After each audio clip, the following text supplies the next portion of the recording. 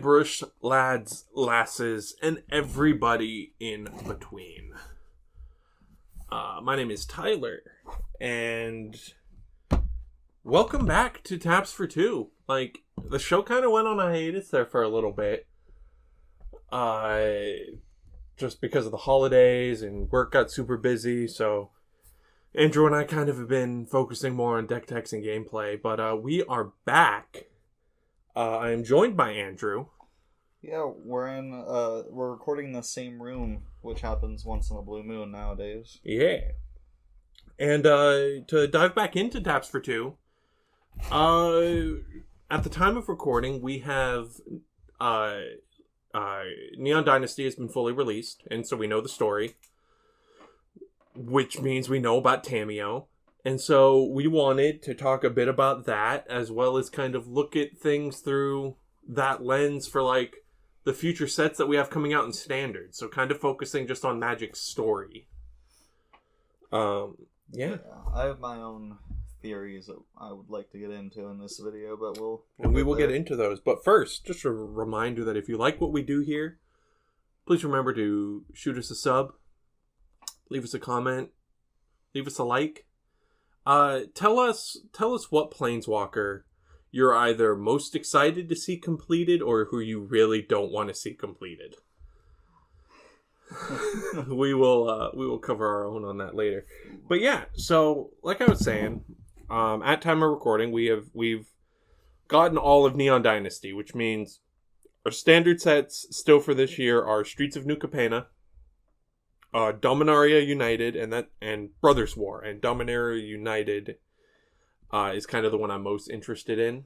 Yeah, so those last two are both in Dominaria, but Dominaria United is modern day, and Brothers War is Urza's time. So we're definitely not going to see any continuation of this storyline in Brothers War. Correct. We can see more light shed on past stories. Yeah, so Magic's second ever expansion, Antiquities,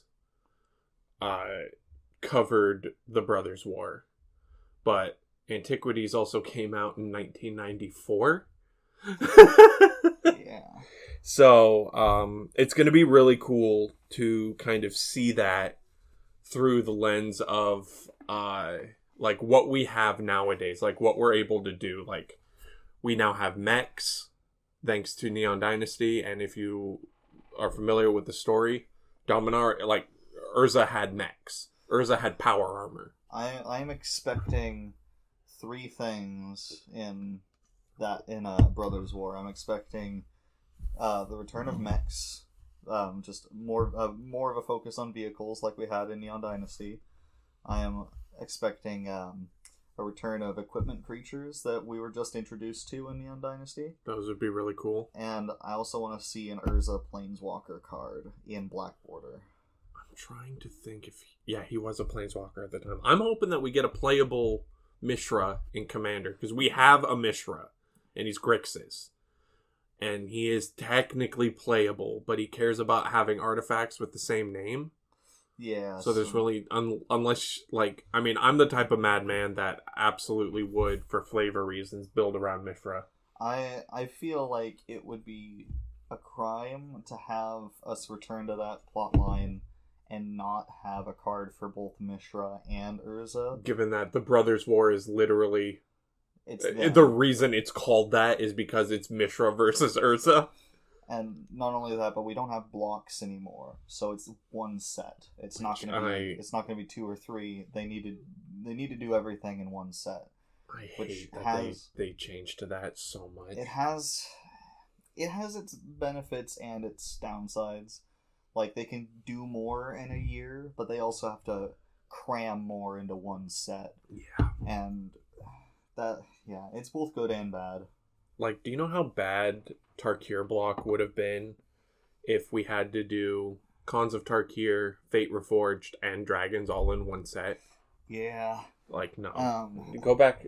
At least give us back 2 set blocks. Come on, Wizards. Was the last 3 set block Ravnica, where we had Ravnica, Legions, Guilds of Ravnica, and War of the Spark? Would you say that was all one I would block? say that...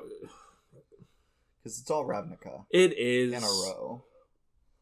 And at that point, we had already switched to 2 set blocks. Because there was, like, Ixalan and then Rivals of Ixalan.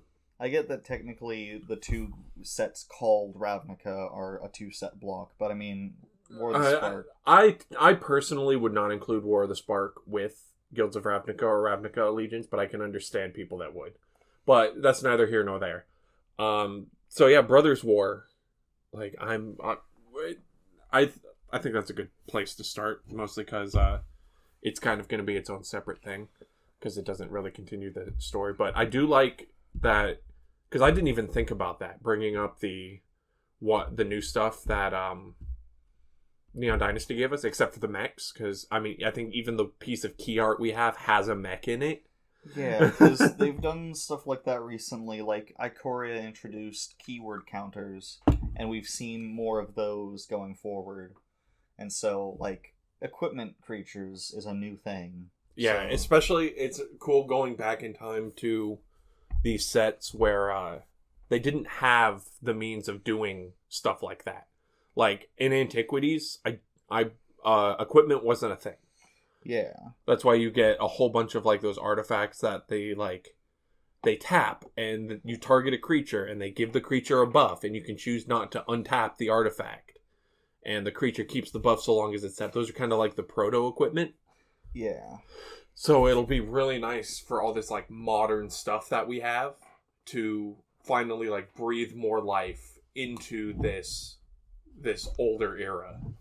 It's going to be really cool, because that's what almost, not 20 years, but almost 20 years of gameplay innovations. Yeah. I'm hoping we get more Phyrexians.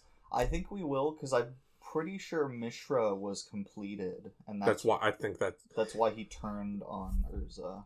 That and Urza is just a piece of garbage. Yeah, like, Urza is not a good man. Like, you can't. I mean, you're only rooting for Urza because he wants to end the Phyrexians, but he's a terrible person. He didn't even want to do that at the end. When he finally got the chance to, he wanted to join them. It was all Gerard. Because Gerard and, like, Urza ended up fighting in the Phyrexian arena, and Gerard ends up beheading Urza. That's what happens. Yeah, no, Urza is a trash human being. Gerard was born because of eugenics. Yeah, because Urza bred people to make the Capuchin family. Yeah, Urza's just a garbage human being. So Urza's not a hero. He's arguably a villain. Not even arguably. He's a villain. Thinly veiled villain. I wouldn't call him a villain, but I wouldn't call him a hero. But anyway, kind of stepping away from that, looking at the other 2 sets, we've got the Streets of New Capenna and Dominaria United. So, I don't think we're going to see anything related to the Phyrexians in New Capenna. No, and I have a theory on that I can get into later, but I agree with that. Because the way I look at it is we saw Vorinclex in Kaldheim. Yeah. And then we got Strixhaven. Strixhaven had nothing to do with... And yeah, nothing... What came after Strixhaven? And then we got Innistrad.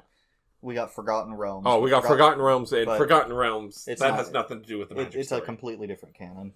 And then we had Innistrad, which... It didn't even really have anything to do with the Eldrazi. It was just like, here's Innistrad again. Well, kind of. The whole reason for the Eternal Night was because of Emrakul. It's funny that there's an Eternal Night, yet they introduced the day-night mechanic, so you can change it to day in the set. Yeah. And in the story, Teferi does tell Arlen to be on the lookout, essentially, for Phyrexians. And to be careful of the oil. But so we got Vorinclex, and we got kind of that seed of what's going on. I mean, I guess we can even go back farther, because we've got Theros Beyond Death that kind of reignited the whole talk about Phyrexians. Because Elspeth's home plane was taken over by them, right? Something like that, and Ashiok left to go find them. Oh yeah, I almost forgot about that. Yeah, that's gonna right. It's almost as if they said we were gonna get more story, and then they never gave us more story. I want to see a completed Ashiok. We'll get to that in a minute. But so I do like that they're not doing it set after set after set, where it's you get a set where the bread crumb trail starts, and then we get a set that has nothing to do about it, and then hey, Vorinclex is showing up on Kaldheim. And I love that.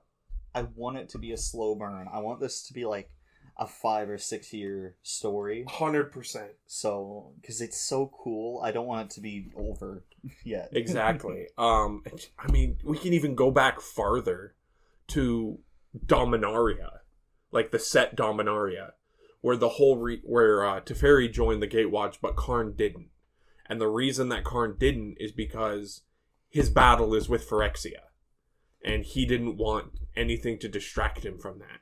Yeah. And so we get why Karn doesn't want to join. And then a couple sets later, Ashiok has now heard about the Phyrexians and is going to hunt them down. Or not hunt them down, but going to go seek them out. A couple sets later, Vorinclex has shown up on Kaldheim. And then a couple sets later, Jin-Gitaxias has arrived.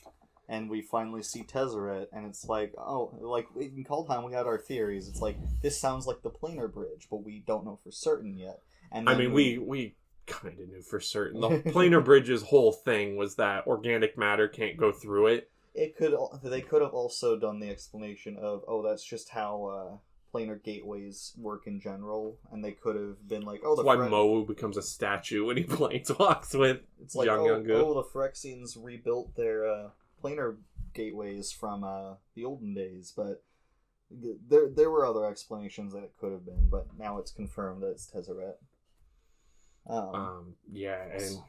And so I'm with you on the slow burn. Like, if you're not going to give us multiple sets in a row to establish a story, then I guess I will like accept this compromise of sprinkle in a little bit, and maybe like as we get closer, it does become every other set, and then every set has a little something, and then a couple sets where it's more than a little something, and then culminating in a War of the Spark style return to New Phyrexia.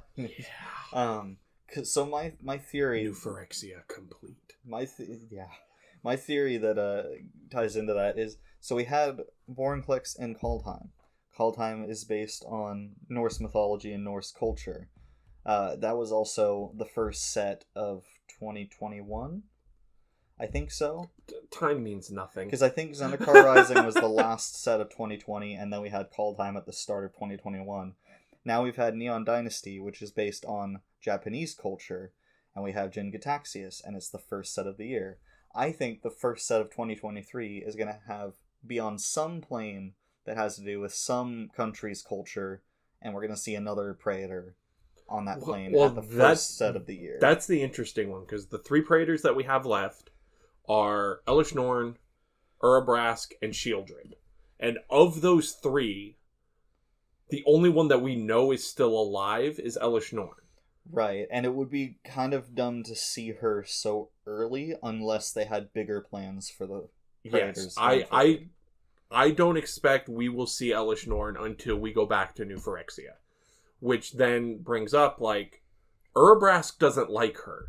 Like, I don't see Urabrask showing up on a plane to gather something for her. What if they use technology that's, like, adjacent to the reality chip to, like, hijack Urabrask's mind? And Sheoldred. So what if they are dead, but have been, like, completed? A further level. To make them subservient. So Sheoldred becomes black-white, and Urabrask becomes red-white, because now they've been resurrected under Elesh Norn. That would be cool. Because I feel like they could do that. Because Elesh Norn destroyed their realms, didn't she?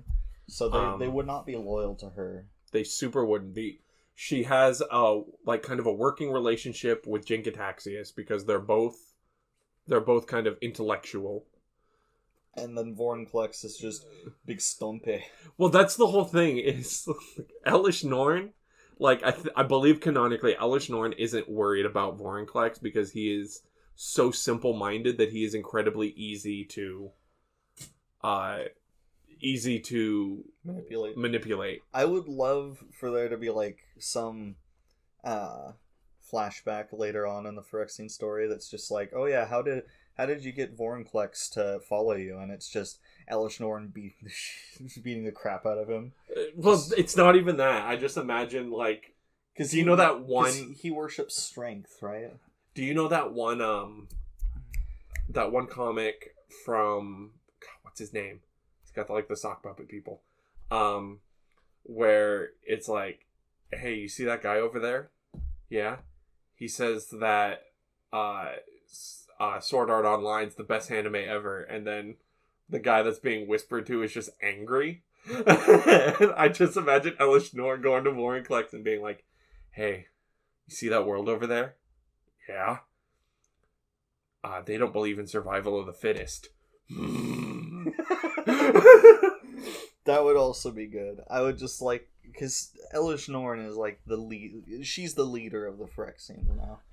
I was seeing some people claim she has ascended as the new mother of machines. Because I think it would be cool with how Vorinclex works, to have Elish Norn like beat the crap out of him to show dominance, and then have him follow her because of that. Kind of all right, well, I believe in survival of the fittest. I believe in the strongest lead, and that means I have to beat you up to make you follow me.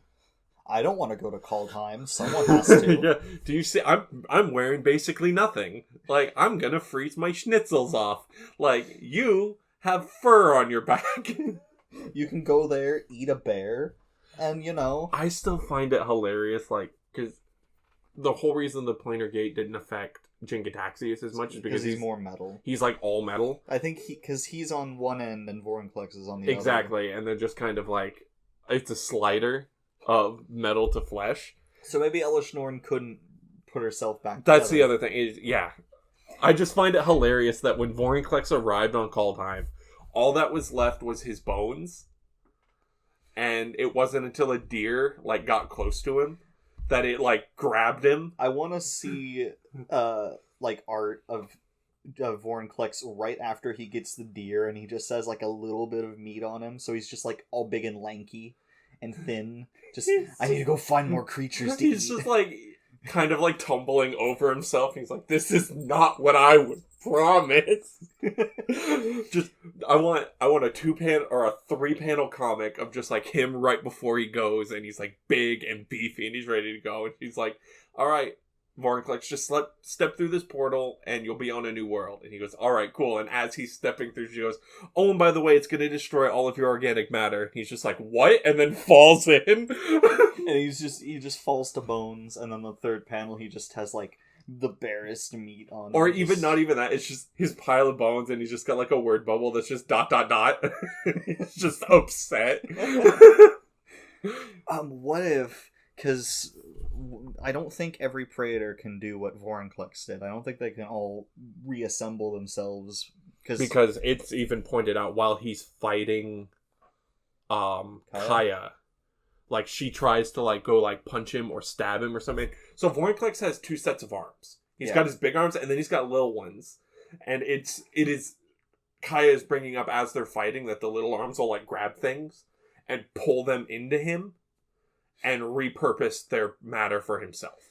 So, considering that, what if following the train of thought of extra completing the other 2 Praetors, what if that made them more metal so that they didn't have to worry about getting torn up by the planar portal, so they could go visit other planes? God, I didn't even think about that'd be really cool. Urabrask, Disciple of Norn. Or Shieldred, that'd be so cool. It would be really cool. But yeah, so I don't think we'll see anything in New Capenna, but I think when we hit Dominaria United, honestly, I don't think we're gonna see a Praetor there either. Yeah, like I said, my theory is that when they announce 2023, the first set of next year will be some other mythology of a plane. Like, Back to Amonkhet. it could be back down with that, something like that. Because And then there's still some unresolved storylines there. Two of the corrupted gods are still just kind of there. Shieldred on Amonkhet. I dig it. That would be cool, because that's my theory. Is it's going to be some other mythology based plane, because we had Kaldheim and Kamigawa, and it's going to be something else. Could be Amonkhet, and then we're going to see a Praetor. Plus, if we're going with what you were bringing up earlier, I just want to point out, this is not the direction I saw this conversation going, but I love that this is just where it showed up. So, the planes that the Praetors have shown up on kind of thematically fit with them. Yeah. So, you were talking about Kaldheim, it's Norse mythology. And Vorinclex... He's a beast. He's a big beast, and I, by no means prepared for this or can go look it up, but I'll probably throw something up on the screen when I'm editing this. I think somebody had pointed out there is a monster from Norse mythology that kind of is a parallel to Vorinclex. So he fits. Vorinclex felt like he fit on Kaldheim. Yes. Jin-Gitaxias. He's blue. His whole thing is artifacts and artifice. And this is an advanced Kamigawa where they have machines. Where they have machines, as well as even wizards themselves said when they were designing like what the two color pairs and what each color like was going to stand for. Green was at the far right and represented tradition and enchantments, and blue was on the far left and represented progress and artifacts. Yeah. What color is Jin-Gitaxias? He is blue. He is blue. So if, let's say we do go back to Amonkhet. Amonkhet's big thing was death. If you died outside of the city of Naknamun, the Curse of Undeath brought you back. And you wandered the sands as a zombie. There's the Eternals. There's the Faithful Dead, who are the mummies. Like, death was a huge central core to Amonkhet. And to have Shieldred's whole thing is, like, look at the original Shieldred card. Her ability was reanimation for you. Reanimation for you, sacrificing for your opponent. So, I'm on board with that. So I think that's our prediction right now. We're gonna see Amonkhet with Shieldred next year. And Shieldred is probably going to be under the control of Elesh Norn. That would be so cool. Because, do you know what the black-white color pair was for on old Amonkhet? I don't. I didn't play it. Zombies. It was the mummies. That makes sense. So, if we bring back Shieldred and she's under Elesh Norn's control, you make her black-white, you can revisit that. And then... because there's still a whole lot going... like, Hazoret's still out there with the survivors. And then the Scorpion God is, like, dead and gone. But the Locust God and the Scarab God are both still there. New Locust God. Let's go. Yeah, I would love to go back to Amonkhet. And that would be a really good place for see the aftermath of the Hour of Devastation. Because we know that they have release patterns. This is just me trying to give more evidence for my theory. We know they have release patterns because we had the 2 Ravnica sets that covered all 10 color pairs, and then the following year was Ikoria, where we had, was that the ally colors? No, the enemy colors, the shard colors. They were not the shards. They were the wedges. They were the wedge because colors. they were the because Alara was the shards, right, and Tarkir was the wedges, so, and these were the kind of the reskins of the wedges. So in 2020 we had Ikoria, where we had the wedges, and then in 2021 we had Strixhaven, which was the enemy color pairs, and then this year we're getting New Capena, which is the shard color trios. I believe it has been confirmed. Yeah, it's the shards. And then next year, we will probably see the ally color pairs. On Amonkhet. Maybe. It could be Amonkhet.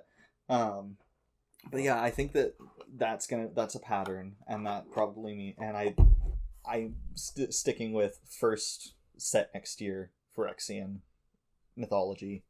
Go. Okay. We're calling that now then. What is it? The February? I think Around there. Around February. We're going back to Amonkhet. We're going to see another Praetor, and it's going to have to do with more Phyrexia. We're not taking bets, but I'm pretty sure. Yeah, no, I think that's super cool. Hey, how long have we been going? About 25 minutes. All right, cool. So that kind of so then I guess that kind of leads to what are we expecting to see in New Capenna, and what are we expecting to see in Dominaria United? So we know that they're demon mobs, right? Like specifically. I believe that's the whole thing. It's shard demon mobs, which It's gonna be really weird to have like a Bant demon. I can't wait. 'Cause I I don't think we've ever seen a demon with white in it. That would be weird, but I could dig be it. wrong. If I'm wrong, then So it's Bant. when I'm editing this, I will throw up a white demon. So it's Bant, Grixis. Don't help me. Jund. It's two more. Esper. There you go. Naya. There you go. Okay. That's all 5. Because Naya and Bant are maybe the weirdest to me because they don't have black. To be fair, we've had demons in red. Yeah, but not being in black is weird to me. Do we have non-black demons? Yes. They're not common, I can look this but up. like original Kamigawa had some mono red ones. But yeah, I don't think we've seen demons in green, and I don't think we've seen demons in white. Okay. But we have seen demons, I believe, in all of the Grixis color combinations. So we have Oni of Wild Places, which is that the red one? It's mono red. Shimatsu, the Blood Cloaked, is mono red. That's from Kamigawa. They're both. I think both of those are from Kamigawa. And then the other 3. Well, technically the other 2 are from Kaldheim, and the last one is like a token that's made. Oh, They're all that's mono right. red. That's right, because Rakdos was the color combo for the demons on Kaldheim. So yeah, we have had a white demon. What is the white demon? Butcher of the Horde, who's right. He's Mardu. That's right. I forgot about him. Flying, sack another creature. Butcher of the Horde gains your choice of vigilance, lifelink, or haste. He's a good one. So yeah, we've had one white demon. And even then, it still has black and red. Yeah. So, yeah, I don't think New Capenna is going to have anything related to the Phyrexians. I think, if anything, New Capenna might show us kind of a bit more of the Gatewatch. It might. Because Nixilis is still there. I want to see how Obnixilis is doing. Cause it would be funny if he... Have you seen the key art and how he's dressed? I'd say yeah. He's doing fairly well. I think it would be fun if he kind of mellowed out and was like, I can be a mob boss on this plane and just kind of ignore the rest of the multiverse now. I think it's hilarious that becoming a mob boss is mellowing out. Oh, yeah. Because he didn't personally massacre his home plane, but he summoned demons. He more or less massacred his own plane. Yeah. So becoming a mob boss... Because having him settle down on New Capenna and just stay Find there, a wife. Yeah. Have some kids. Just have some little... Go home and be a family man. Yeah. Just be like Angrath. Just chill out. Maybe tie some cinder blocks to people's feet and throw them in the lake. If we don't get cement shoes as an equipment or as an aura, it's a detrimental aura. It's a blue aura that taps them down and they don't untap. And if Obnixilis is not in Grixis, then I'm going to riot because I've already seen Mob Grixis as a name. Like, they had to.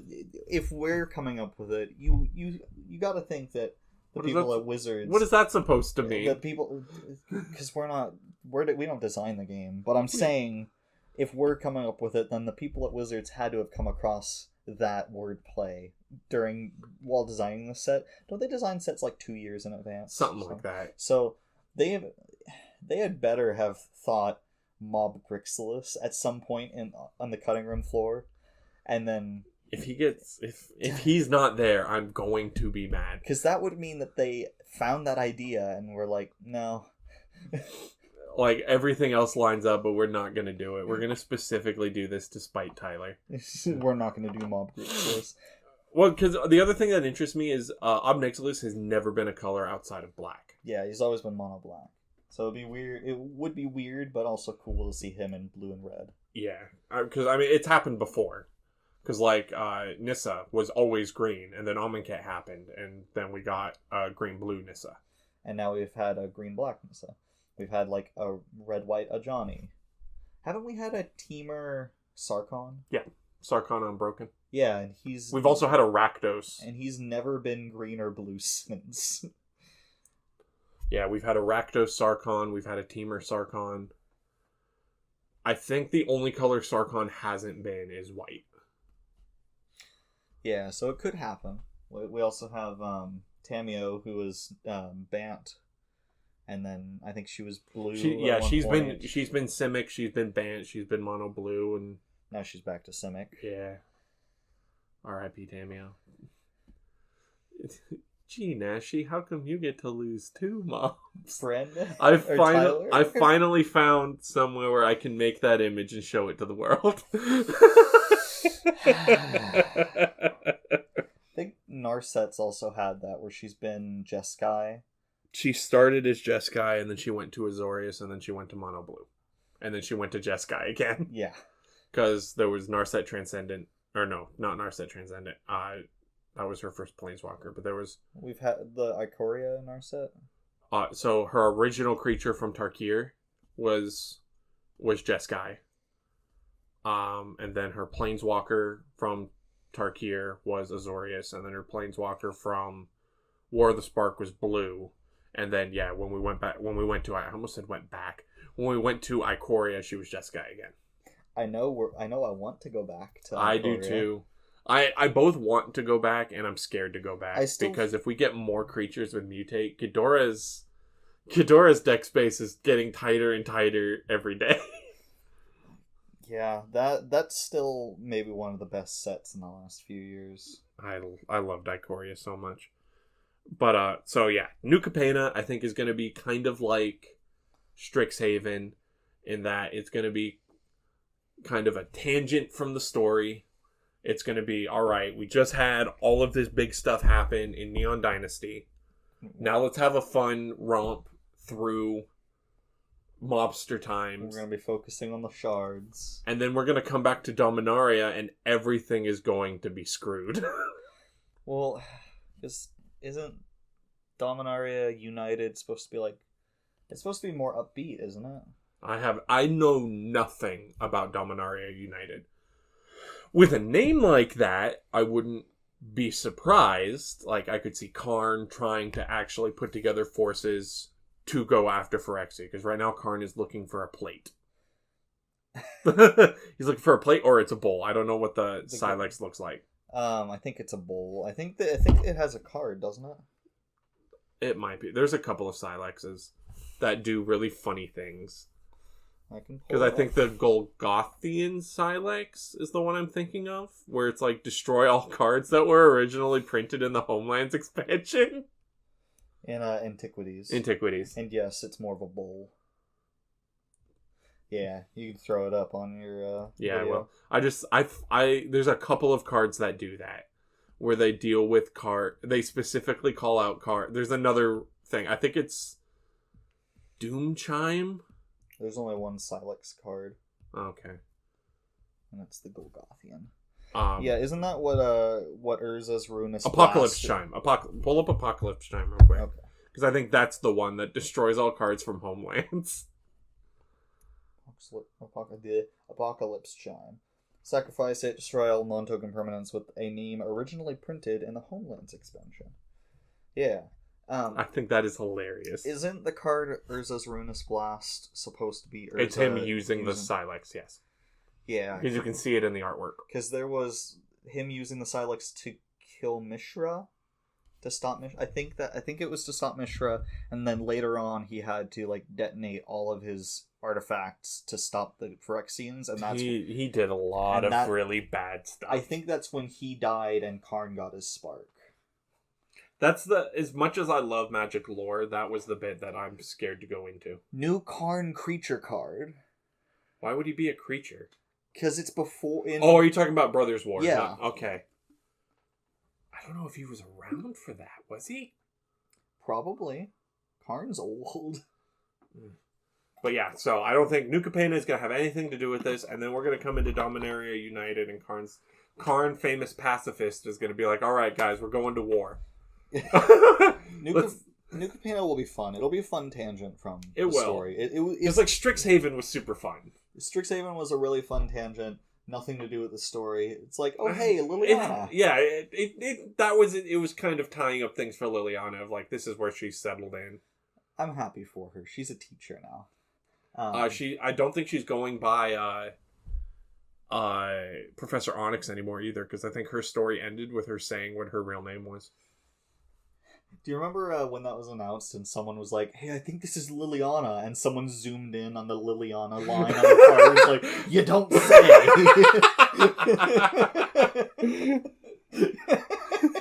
You don't say.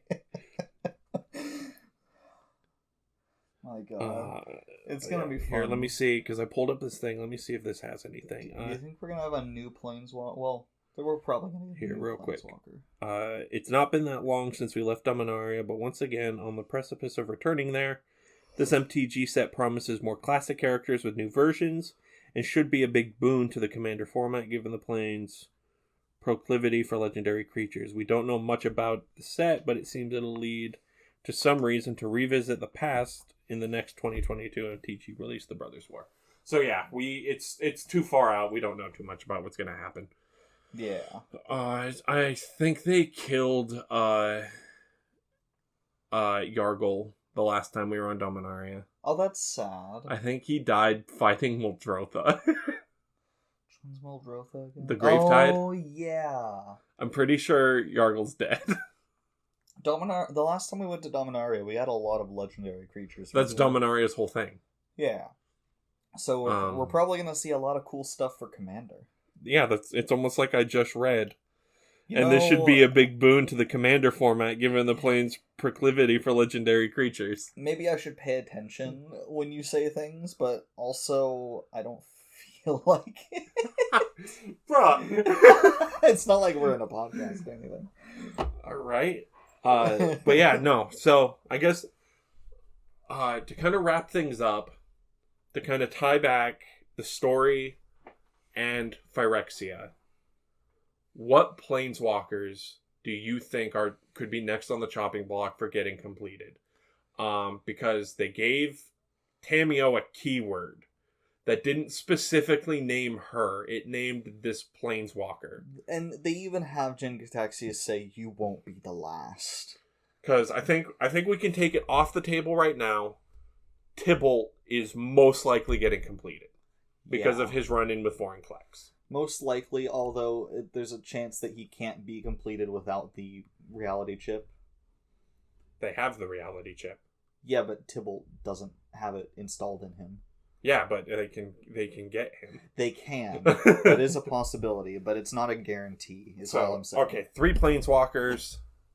One that you think will get completed, and one that you want. One that you think will get completed and you don't really care either way. One that you really want to see get completed. And one that you think could get completed and it would actually upset you if it does. Okay. First one that I think will be Ashiok. I really think Ashiok will be. Because I think Ashiok is going to be like, ooh, I'm going to go find these nightmares and make them mine, and then they'll get... And then the Phyrexians are going to be like, Uno reverse card. It's like, oh, hey, take this chip, and now you're ours. Yeah. Elish Norn is going to be like, no, you. And then... So Ashiok, you feel like will be completed, and you don't really have any strong feelings one way or the other. Right. One that I kind of want to see. My mind keeps going back to Angrath, and I don't know why. You're a monster. Angrath's whole story is just that he wants to get back to his daughters. Okay, not Angrath. That's just where my mind keeps going. Well, no, if that's where your mind keeps going... No, Luca. Why Luca? Because he's an asshole. He's already kind of a mean person. He's mean to his animal friends. It wouldn't really change him that much, I guess. So so Ashiok, you think will get completed and you don't care one way or the other. Luca, you want to see completed. Yeah. And who you think will get completed but would hurt you emotionally. Who I think would be completed. And that will hurt you physically, emotionally, spiritually. I don't want to see Nico get completed. But I don't think there's a strong chance that they will be. Nico might be new enough. So I think my real answer is Chandra. That would be sad. It would be really sad. That would be gut-wrenching. Either her or Nissa. I think Chandra's my favorite member of the Gatewatch. Chandra's a good one. I think, yeah. Now that Liliana's out of the Gatewatch, I can say Chandra is my favorite. Yeah. I do like Liliana, but I like Chandra more. Okay, yeah. Now, I could see either Chandra or Nissa, and then one of them getting completed and the other having to deal with that. Are you thinking of that story that... I am. I forget who wrote it. Incorrect MTG quotes. Thank you. I'll toss it up as well. As for me, completed, don't care one way or the other. Tibble, I think it'd be kind of neat, but like... I think it's probably happening either way. It is, but like my favorite thing about Tibble was that his meme status is having like a terrible Planeswalker card, and that's kind of gone because they've given him a couple very good Planeswalker cards. Yeah, because what was the one from War of the Spark? Rakish Instigator. That one was okay, and then, I love Rakish Instigator. And then I really like Kaldheim's Rakdos Tybalt.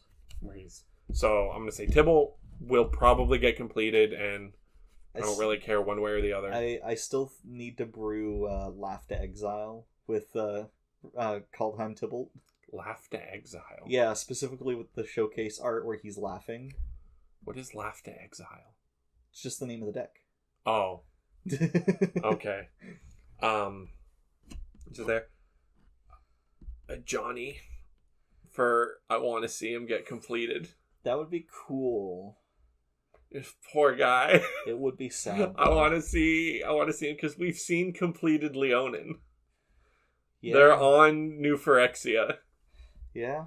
And he's been around. He's one of the original Alara 5, or not Alara, one of the original Lorwyn 5. I can guess what one you don't want to be completed. There's only two that it could be, I feel. And? Sorin and Liliana. Correct. I don't think Liliana is even up for consideration. You think she's out of the story? I think she's out of the story for a while. And I saw Spice 8 Rack's video where he had mentioned that like if she dies or gets completed before we find out who the Raven Man is, that's just not cool. Who's the Raven Man? The reason that Liliana is who she is. I would have to read on the story. Don't bother telling me. I'll figure it out later. So I don't think Liliana is in it, and to be honest, I don't think Soren cares. So I don't think Soren would even get involved. You think Soren's just gonna stay on Innistrad, just like screw them? Well, it took the party like to convince him that like, hey, you shouldn't give up on Innistrad. Just because, you know, all this bad crap happened, like, hey, guess what? You failed. I almost followed that up with, you're human, it happens, but he's not human. You're vampire, it happens. But who I think would get completed, and it would make me really sad. I mean, I kind of have to go with you on Chandra. because her whole thing, like, she thought her parents were dead, and then she found out her mom's alive, and she's just been dealing with emotions from Nissa and from that one Cathar on Innistrad, and it's just, she's got, like, so much, and it feels like she's had to, like, grow up, like, so much over the last couple of years, that just to have her finally, like, this is who I am, I'm not afraid to be who I am, and then have that be cut down. It would be very tragic, but a Phyrexianized Chandra card on the level of Awakened Inferno would be pretty Completed Inferno. Would be pretty rockin'. Because I think Awakened Inferno is my favorite Planeswalker card. It's a good one. But yeah, so I think that's where we'll wrap it up. We covered a lot. We did.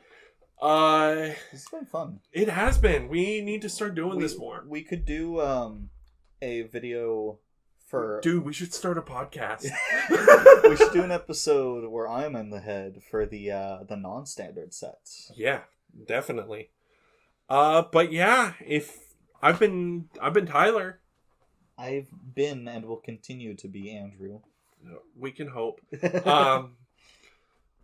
I don't know if that was an insult or a compliment. Anyway. But yeah, if you like what we do here, give us a sub, give us a like, leave us a comment answering my question. Give us a sub sandwich. Please, I'm hungry. 3 Planeswalkers, the one that you think will be completed, but you don't care one way or the other, the one that you want to see completed, and the one that would break your heart if they got completed. Yeah. Leave that down in the comment section below. Maybe we'll explore that more in the future. But I want to revisit when we get the 2023 announcements. I want to look back on this and see if we were right about Amonkhet and Shieldred. To reiterate, Shieldred, Amonkhet. Shieldred is under Elish Norn's control. First set of 2023. Let's go. All right, y'all. We have been partners with. Thank you for listening to two nerds ramble about cardboard. For what, like 45 minutes now? 47. Cool. And yeah, we will catch you guys later. Peace. Bye.